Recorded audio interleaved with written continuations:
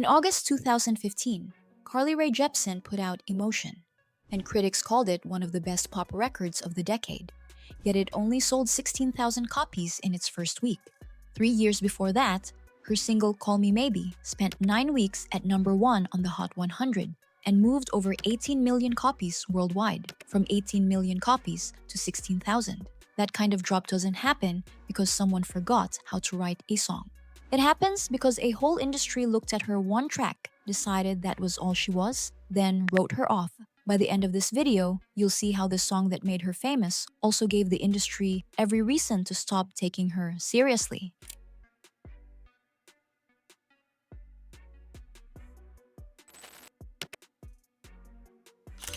Sentimental, not made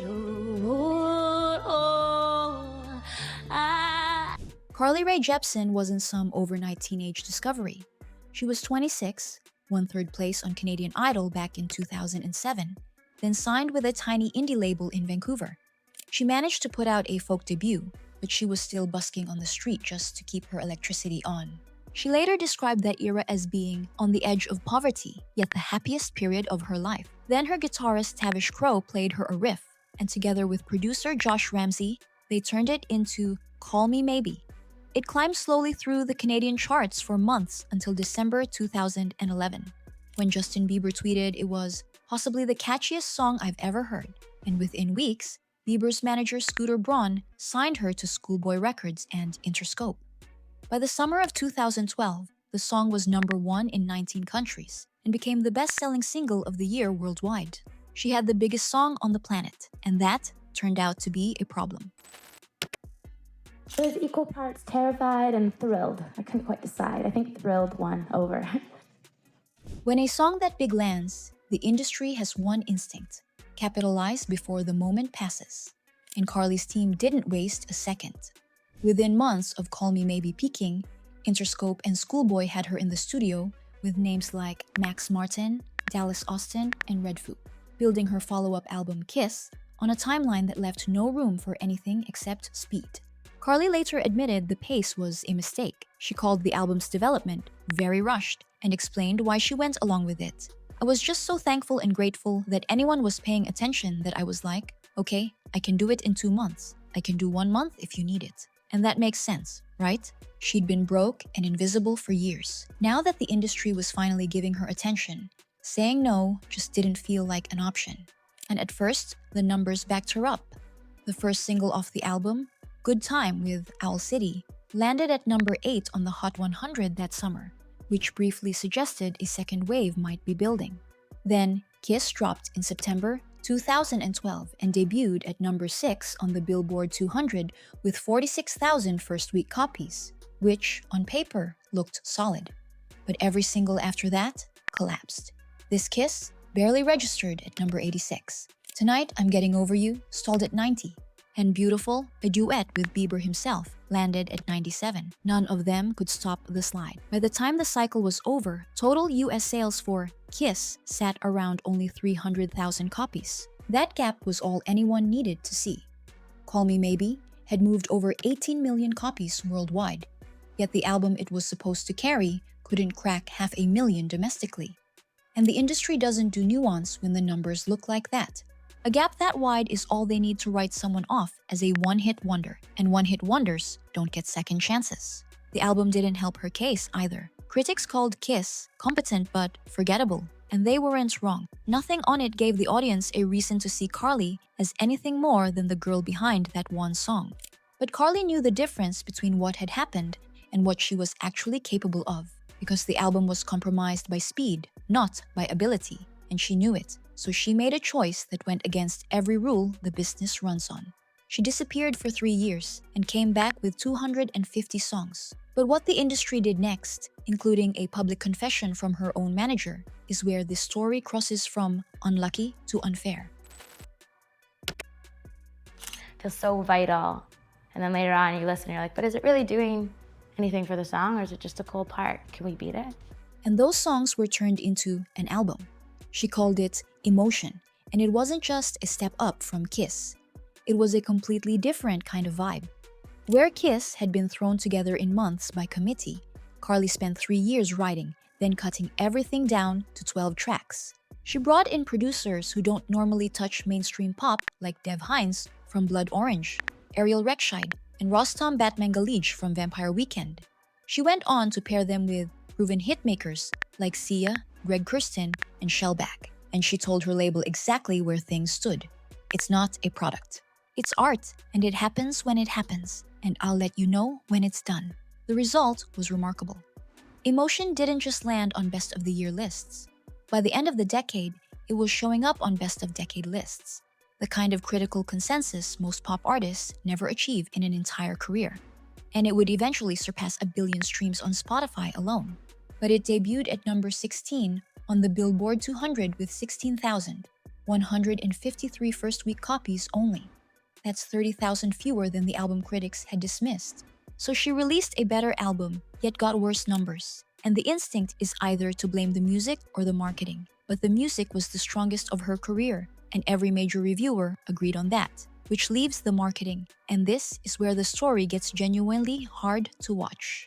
Interscope released Emotion in Japan 2 full months before the worldwide launch, which basically invited leaks that undercut the album's momentum before most people even knew it existed. Then the rollout made it worse by burning through too many pre-release singles and diluting each one's impact. Stereogum later summed up the whole campaign as a lesson in what not to do with a pop singer sitting precariously on the edge between cultural ubiquity and cult following.